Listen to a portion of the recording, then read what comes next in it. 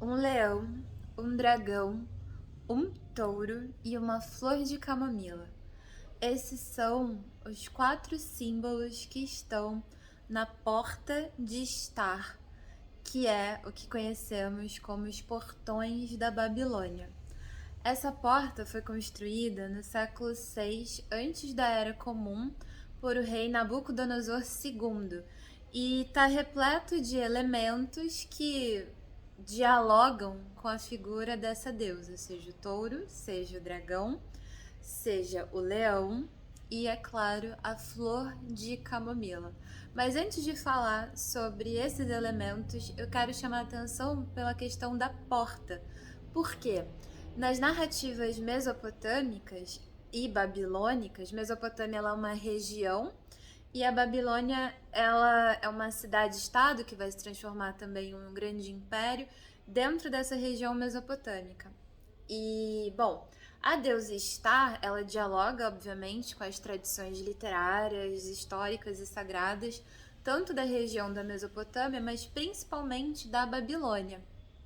Com o passar do tempo, por uma questão de disputa de territórios, os acádios eles vão dominar o povo sumério e seriam os acádios então os grandes adoradores da deusa Estar, e com o passar do tempo isso vai se sobrepor à deusa Inanna. Mas voltando à questão das portas, numa passagem muito importante, aliás, a obra de Gilgamesh, o poema Ele que o Abismo Viu, que vai contar as peripécias, o trajeto desse herói mesopotâmico em busca da imortalidade, na descoberta de seus afetos, na consolidação dele enquanto rei, enfim, enquanto grande herói, a gente vai se debruçar algumas vezes sobre a questão da porta. A porta que nessa narrativa vai guardar, vai preservar um momento ritualístico de contato com o universo onírico. E o universo onírico sendo, por excelência, um espaço de contato com o sagrado, com as mensagens divinas e um momento de orientação, inclusive, a respeito da figura do herói. E a porta vai aparecer dessa forma, como sempre tendo uma porta a ser construída para preservar esse lugar. Mas também a porta vai aparecer como oferenda que Gilgamesh e Enkidu, o seu amigo, fiel companheiro de aventuras, fazem como oferenda para aplacar a ira dos deuses. Então é curioso essa questão aí da porta nesse imaginário literário sagrado mesopotâmico. E a deusa Estar, ela se insere na narrativa logo depois dessa menção à porta. Mas o poema mais famoso que a gente tem em relação a essa deusa, a essa divindade, é na verdade o Cúrnugo, a terra sem retorno, que é quando Estar, como Inanna, faz a sua descida para o mundo inferior, para o mundo subterrâneo, para a terra de sua irmã Ereshkigal. Estar, assim como Inanna, vai compartilhar de muitos atributos como ligada à fertilidade, ligada à morte, ligada ao sexo, ligada ao pão, ligada à cerveja, ligada aos grãos. Então ela é uma deusa de profunda abundância e se entende também que ela foi que ela era a própria Vênus e que ela tinha descido do planeta Vênus para fazer a sua morada nos templos terrestres. Uma das passagens mais famosas de Estar, tanto ih, meu Deus, esqueci. Em Alcúrnugo, a Terra Sem Retorno, quanto em Gilgamesh, Ele que o Abismo Viu, fala de seu poderio, tanto em relação à vida humana na Terra quanto aos mortos. Mas, em Alcúrnugo, a Terra Sem Retorno, tem uma passagem que é bem interessante e que vai se repetir não só nesse poema, mas também que é um poema acádio, mas também num poema sumério da deusa Inanna, numa tradição anterior, que é o fato dela chegar ao submundo e precisar abrir as portas, ou melhor, precisar que as portas sejam abertas para que ela passe.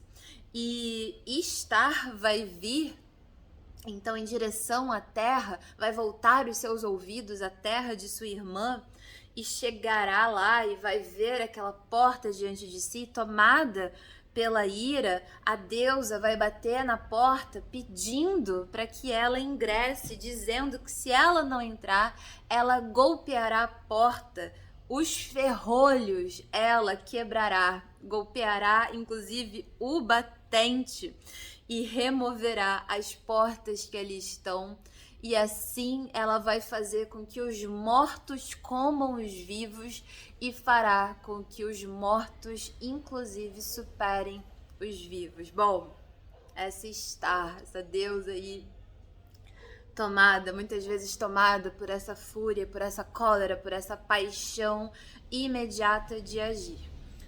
Bom, então lá no século VI, antes da Era Comum, Star vai ser uma deusa que vai ter uma relação muito amalgamada com a deusa Inanna. Isso é um assunto muito específico, muito particular, que merece um grande tempo, na verdade, para se debruçar, porque entram aí questões políticas, questões culturais, questões sagradas, questões literárias, questões de aprendizado, inclusive, que, enfim, fica aí pra gente pensar e conversar depois. Mas o importante é isso, saber que essas duas deusas, elas compartilham de muitos atributos, elas têm de fato uma relação que em um determinado tempo será amalgamada. Mas lá no século VI, antes da Era Comum, quando esse portão, quando essa porta dedicada a essa deusa, ela é construída, Inanna já não tá tanto assim na jogada, vamos colocar. Mas o que me chama a atenção é claro que essa porta, a gente está falando aqui de um rei, a gente está falando de realeza, a gente está falando de dominação de classes. Isso não é louvável em nenhuma medida. Estou trazendo aqui apenas para apontamentos simbólicos, associativos. Ali, naquele portão da Babilônia, naquela entrada que vai ser consagrada a Deus Star, e que guarda uma grande cidade, que guarda a dignidade de um rei, dignidade num sentido de status sociais, de nobreza nesse sentido, bom, e de superioridade também. Ali, 4 elementos então são colocados para compor, para ornar, usando aí um verbo venusiano, a deusa, que é o dragão de pele escamosa, é um dragão com patas, inclusive, uma imagem bem antiga do que a gente tem de dragão, que corresponderia, na verdade, à deusa Tiamat, uma deusa babilônica ligada às águas ancestrais. A gente também tem um leão, símbolo por excelência do sol, do coração, de realezas e de muitas divindades. E a gente tem um ancestral do touro, talvez um auroque, algo assim, ali um touro selvagem, que também vai ser um símbolo muito ligado à comunidade, a povos muito antigos, um símbolo de fertilidade e outro símbolo por excelência ligado tanto a Inanna quanto a deusa Star e, na verdade, a muitas outras deusas também ligadas à fertilidade. O mugido do touro e o rugido do leão, eles eram associados às tempestades, aos trovões. E as tempestades e os trovões, eles também eram testemunhos da deusa Inanna e da deusa Star. Mas lá nos portões de Star, nos portões da Babilônia, a gente também tem uma flor de camomila. E isso é muito interessante. A camomila, ela é uma flor solar. Então a gente tem talvez a camomila compondo ali com o leão esse testemunho da realeza, esse testemunho do sol. Mas ali ela aparece também de alguma forma como um testemunho desta deusa. E uma das espécies da camomila tem como nome científico a palavra matricaria, que nos evoca aí talvez a questão do matrifocal ou de matrifocal não, a matrilinearidade, pensar em sociedades que são matrifocais, então que tem essa figura da mãe, do feminino como centralizadora. E lembrando que quando eu digo tudo isso, eu não quero colocar um dever essencialista de que as mulheres são mães, enfim, e que as mães governam tudo. Não, mas é só um outro olhar de sociedades antigas que tinham atributos matrifocais, matrilineares, e que tudo indica, enfim, de acordo com descobertas arqueológicas, que eram sociedades mais organizadas no coletivo. É claro, evitando aqui qualquer generalização. Enfim. Bom, então essa palavra matricaria nos remete a esse tipo de imagem arquetípica, vou colocar desta forma. E o interessante também, eu fico até pensando isso, essa questão de de passar shampoo, condicionador de camomila para clarear os cabelos, essa função solar da camomila até mesmo de uma forma muito óbvia, embora a gente talvez conheça e tenha mais familiaridade com a camomila no seu lugar de relaxante, de calmante e de acolhedora, que são atributos que às vezes a gente também vai de fato associar às mães. Mas a palavra camomila, ela também. Inclusive, eu tô aqui falando de camomila, eu tenho aqui uma tintura de camomila. Eu sei que ninguém vai poder cheirar, mas eu posso. Ai.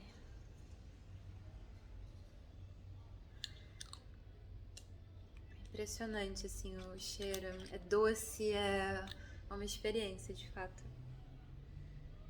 Façam tintura de camomila. Que delícia. Chega meu coração, ficou mais feliz. Mas o que eu tava falando? Da camomila, essa palavra, aí linguisticamente, essa palavra ela tem um diálogo que vai evocar como se ela fosse uma maçã brotada do chão.